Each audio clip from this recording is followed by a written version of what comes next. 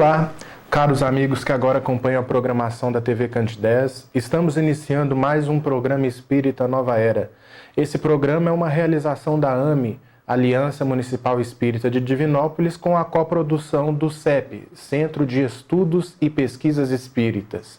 Esse programa, como já é de conhecimento de todos nós, busca levar até o público os esclarecimentos pertinentes à doutrina espírita, a sua proposta educadora, bem como a sua proposta consoladora. E na abordagem de diversos temas aqui abordados, nós temos o intuito de transformar esse nosso encontro numa verdadeira sala de aula, de forma que os assuntos pertinentes à doutrina espírita possam ser melhor compreendidos por nós. E na manhã de hoje nós estamos com muita satisfação recebendo o nosso companheiro de movimento espírita, o senhor Maurício Paiva. Seja bem-vindo, senhor Maurício. Obrigado. Bom dia. Bom dia. Que vai estar trabalhando com a gente na manhã de hoje o tema O Centro Espírita. Maurício, e a gente inicia com uma pergunta que é uma pergunta básica, que seria: o que é o Centro Espírita? O Centro Espírita é o local de estudo da doutrina espírita, sim, da prática dos seus ensinamentos, sim, e local é onde são acolhidos outros seres humanos que estão necessitados de orientação, de amparo espiritual, de consolo. De consolo. Então, o Centro Espírita, ele congrega várias atividades que são importantes para dar atendimento ao ser humano nos dias que correm, né? Sim. Nós estamos atravessando uma fase de grandes transformações, com grandes perturbações. Então, o ser humano está buscando aonde se encontrar espiritualmente. Sim. Então, o Centro Espírita é esse local de confraternização, de união, de fraternidade. O senhor concorda com aquela definição de Emmanuel, que o Centro Espírita é uma escola, uma oficina e um hospital? Claro, foi muito bem definido por ele, né? Porque nós encontramos todas as oportunidades de realizarmos alguma coisa a nosso benefício ou a benefício dos outros, não é? Então, o Centro Espírita é esse local importante, sim, de confraternização. Eu costumo dizer que é uma oficina porque a gente tem oportunidade de trabalho. Porque você estuda a doutrina e depois você tem que colocá-la em prática. Você tem que viver. Sim. E você vive os postulados da doutrina espírita diante das pessoas. Exatamente. Diante de seres humanos. Então, é uma oficina de trabalho, porque você é chamado a dar apoio, né, ao socorro, à transformação que esses seres humanos necessitam, a fim de que possam encontrar a paz. E com isso você mesmo vai encontrando a sua medicação para a solução dos seus problemas espirituais. Isso é uma coisa que os espíritos nos advertem desde o princípio, quando nós adentramos a casa espírita. Tudo que nós fazemos de bem retorna ao nosso caminho. Sim. Assim como o mal também nos acompanha, o bem, ele trabalha a nosso favor. Exatamente. Então, quando você estende a mão ao seu semelhante, você dá a palavra amiga, o sorriso fraterno, o apoio material que você possa dar, então você está não só auxiliando uma pessoa, um ser humano, como você está tendo a oportunidade de colocar em prática, sim, aquilo que a doutrina te ensinou. Exatamente. E isso acarreta para você os bônus horas que você precisa. Né? Ô, seu Maurício, agora entrando um pouco mais na questão do funcionamento da casa espírita, quais práticas devem ser priorizadas? Olha, as práticas que devem ser prioridade da casa espírita, em primeiro lugar, o estudo da doutrina, sim, espírita. Não é? O objetivo central. O objetivo principal do Centro Espírita é o estudo, a prática dos ensinamentos espíritas, codificados por Allan Kardec e ampliado pelos que lhe sucederam. Sim. Esse é o primeiro. Exatamente. E existe uma ordem que mais, como se diz, mais itens podem aparecer? Não, e depois é o seguinte, na casa espírita também é o lugar de estudar o Evangelho de Jesus. Sim. Porque a doutrina espírita, sem prática evangélica, ela não surte o efeito então, necessário. A assistência social seria um recurso porque também. uma das coisas que Kardec percebeu quando ele estava codificando a doutrina espírita é que ele precisava de um lastro moral aonde assentar os ensinamentos espíritas. Sim. E ele encontrou isso no Evangelho de Jesus. Tanto que ele, quando escreveu o livro o Evangelho segundo o Espiritismo, ele pegou só a parte moral do Evangelho. Aquela que não tem controvérsia. Exatamente. Aquela que em qualquer lugar tem o mesmo sentido. Sim. E ele então colocou todo o ensinamento trazido pelos Espíritos, ele assentou em cima do Evangelho de Jesus. Então, uma das tarefas da Casa Espírita é a difusão do Evangelho segundo o que nos orienta os Espíritos. Que bacana. E eu gosto muito também, senhor Maurício, de uma definição de um espírito chamado Odilon Fernandes, que ele coloca das prioridades da Casa Espírita, nesse sentido que o senhor está falando, como sendo o estudo primeiro, depois ele fala da evangelização infantil. Olha que interessante, como sendo uma das prioridades da Casa Espírita, porque eu acho que o telespectador deve ter conhecimento de que tem espaço para criança dentro da Casa Espírita. O jovem, a assistência social e a mediunidade. São aspectos que não podem ser esquecidos. Exatamente. Porque é o seguinte, toda ideia, seja ela qual for, se não tiver continuadores, está fadada ao fracasso. Com certeza. Uma das coisas que eu pude ver na Europa, as 2 vezes que eu pude viajar à Europa, entrei em muitas igrejas. E uma das coisas que eu vi, a ausência de jovens. Exato. A assembleia da igreja naquele instante eram todas pessoas, era toda pessoa formada por pessoas idosas. E isso é ruim, porque se não tem o jovem, não tem continuidade. Não tem. Para ter o jovem espírita, nós temos que ter a criança espírita. A criança espírita, que vai ter todo um processo de formação. E formando desde o berço, tendo uma formação sólida, será um espírito atuante. Você pode ter certeza que será um trabalhador da doutrina. Para você que está acompanhando a programação da TV Candidez ou que mudou de canal e se sintonizou conosco, nós estamos apresentando o programa Espírita Nova Era, desenvolvendo o tema O Centro Espírita com o nosso companheiro Maurício Paiva.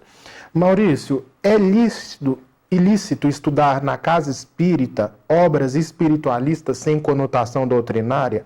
Qual é o conselho para uma segura fundamentação nos estudos? Porque você disse que o estudo é uma prioridade.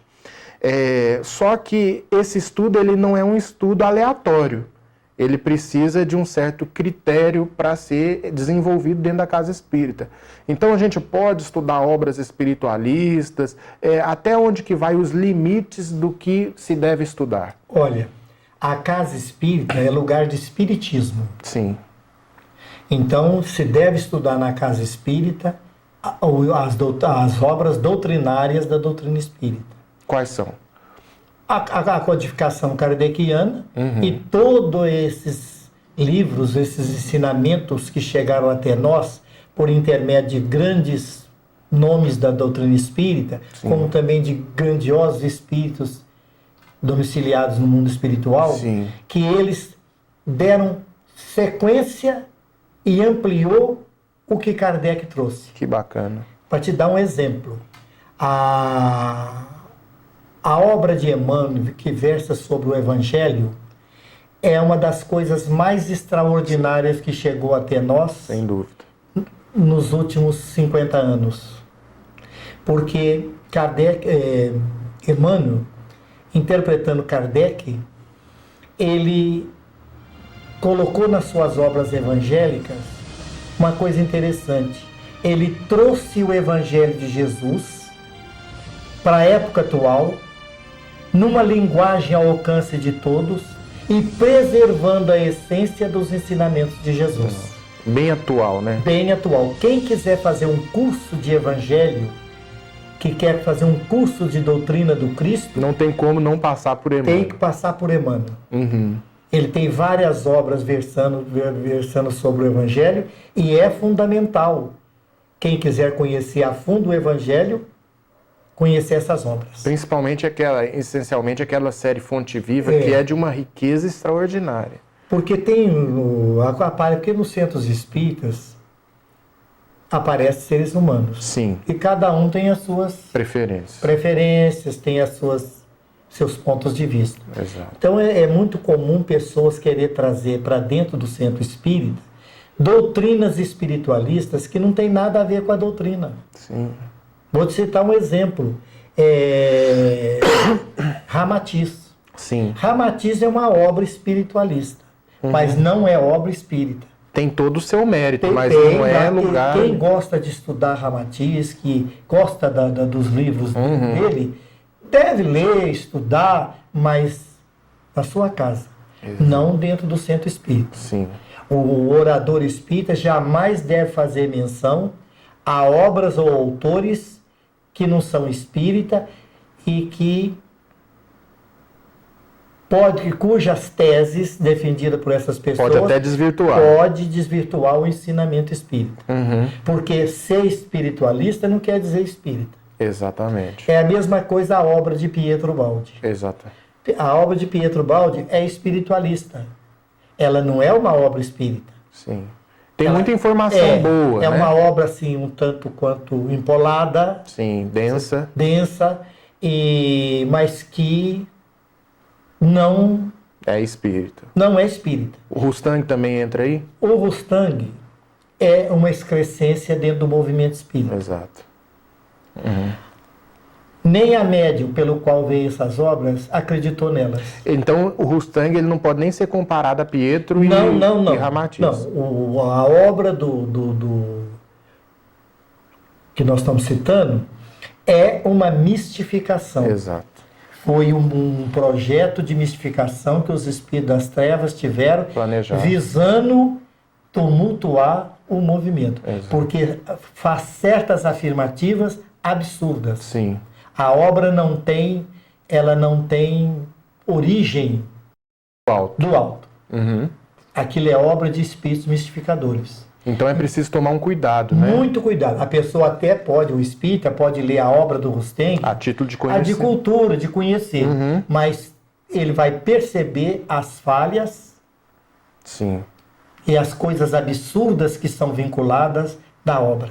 Eu até converso com algumas pessoas que falam assim, então eu não posso ler? Eu falo assim, olha, pode, mas existem prioridades que eu acho que você deve ter. Você já leu a obra da codificação inteira? A pessoa fala, não. Então, primeiro leia. Porque depois também, Maurício, vai dar parâmetro para a gente separar o joio do trigo, daquilo que a gente for lendo. Porque se a pessoa não conhece doutrina espírita, como que ela vai julgar uma outra obra? Exato. Não é? Porque se a pessoa é espírita, o parâmetro para poder comparar é a doutrina espírita. E há pessoas que acham que pode levar esses livros e fazer estudos no centro espírita, deixando outras obras de lado. Há muitos anos atrás, dia eu cheguei num centro espírita aqui da cidade e olhei na biblioteca, que eram livros que eram vendidos, todas essas obras, como se diz, apócrifo. Que não tem nenhuma conotação com a doutrina espírita. Sim. E eu achei aquilo estranho, que uma casa espírita desse divulgação a ideias muitas vezes contrárias àquilo que é pregado nela. Sim.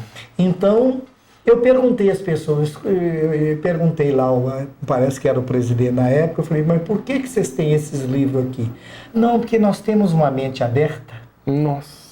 Não, ele pode ter a mente aberta na casa dele. Agora, dentro do centro espírita, é doutrina espírita. Porque nós não podemos misturar. Porque a mente é aberta para tudo. Tanto para a luz quanto para a sombra. Para a sombra. Entendeu? Então, eu achei que... Depois, outras diretorias que sucederam, resolveram tirar essa... Nesse sentido, o pessoal já está amadurecendo bem, né? Nesse sentido, a questão do estudo, a gente vai caminhando para uma certa ponderação maior do que já foi um dia. Porque é o seguinte, a pessoa, para poder ponderar, tem que conhecer. Né? Então é isso, a pessoa tem que estudar a doutrina espírita, porque hoje eu posso falar para você, por essa experiência já de 50 anos na doutrina espírita, eu posso dizer para você que hoje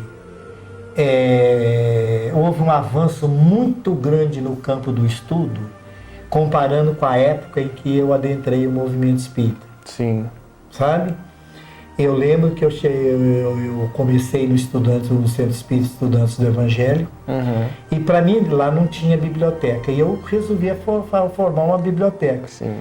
Eu lutei numa dificuldade para conseguir as obras, porque não havia preocupação com estudo.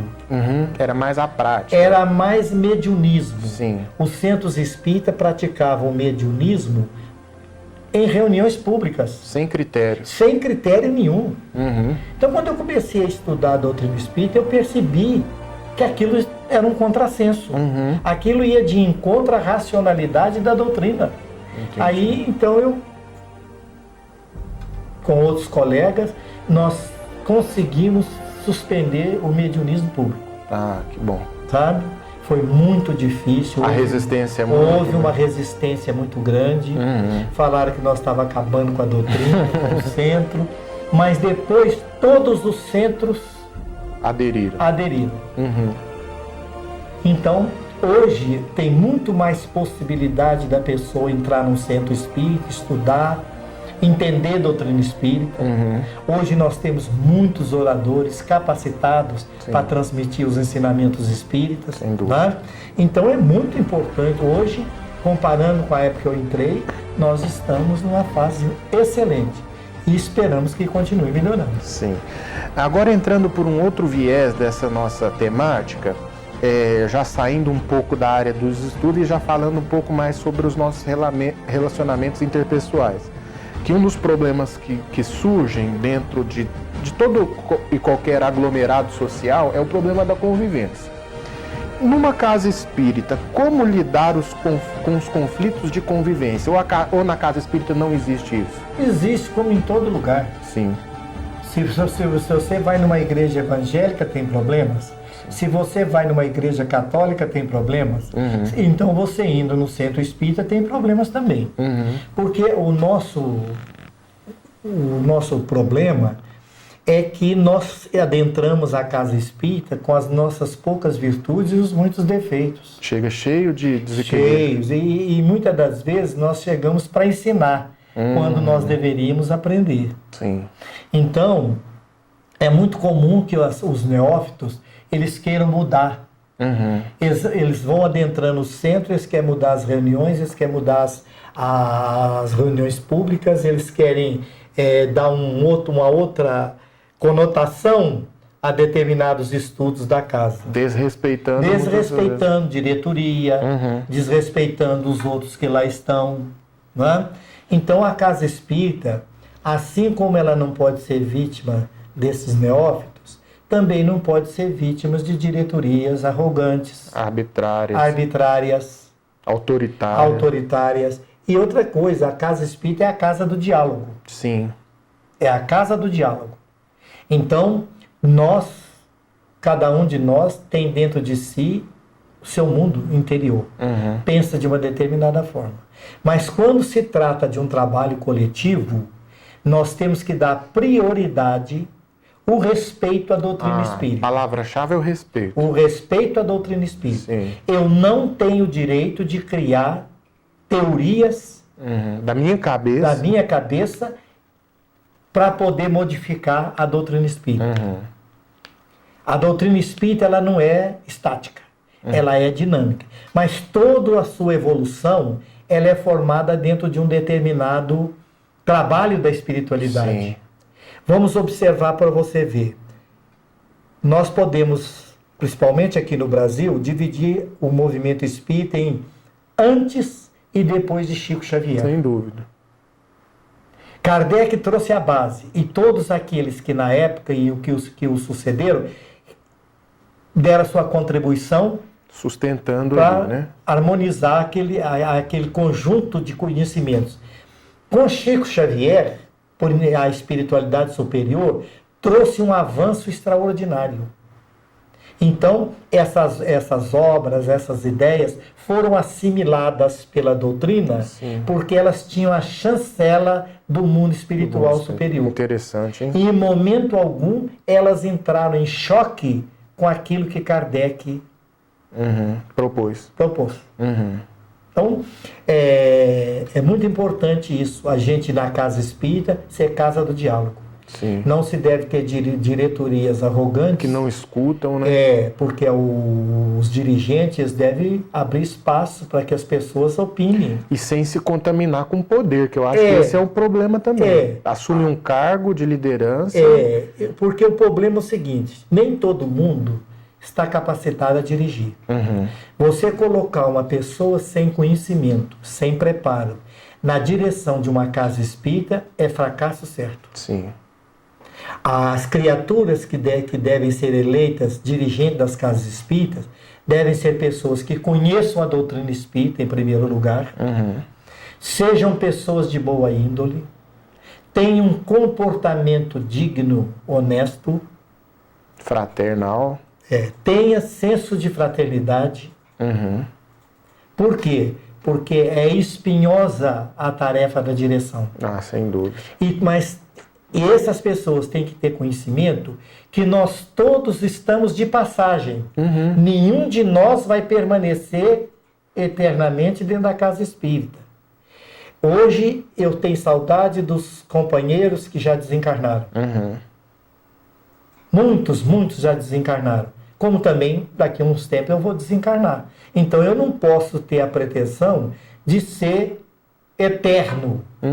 Então a gente tem que ir. Agora, é muito perigoso você colocar pessoas não capacitadas em cargos. Sim. Seja em departamentos, em estudos. Sim. Porque pode gerar um conflito muito grande. Com certeza. Sr. Maurício, caminhando para a nossa última pergunta, o centro espírita tem uma dimensão espiritual também que transcende as estruturas físicas que a gente... Tem. Toda a casa espírita, ela tem o lado físico e o lado espiritual. Sim. O lado espiritual é muito mais abrangente, muito mais complexo do que o material. Por exemplo, os centros espíritas, durante a noite, durante o dia, quando estão fechados, continuam trabalhos espirituais sendo realizados. Sim. Porque as equipes espirituais que dão assistência ao plano aqui carnal, elas usam os centros espíritas de madrugada, à noite, para fazer reunião, para fazer trabalho de assistência, para dar socorro a pessoas que passam por problemas obsessivos, pessoas que estão próximos ao desencarne, que precisam de uma determinada assistência para que possa desencarnar tranquilos. Então, o trabalho da casa espírita é muito grande. Uma reunião mediúnica, se os espíritas tivessem plena consciência do que é a dimensão de um centro espírita, eles procurariam proceder da melhor forma possível para justificar essa bondade, esse amor com que a espiritualidade nos assiste.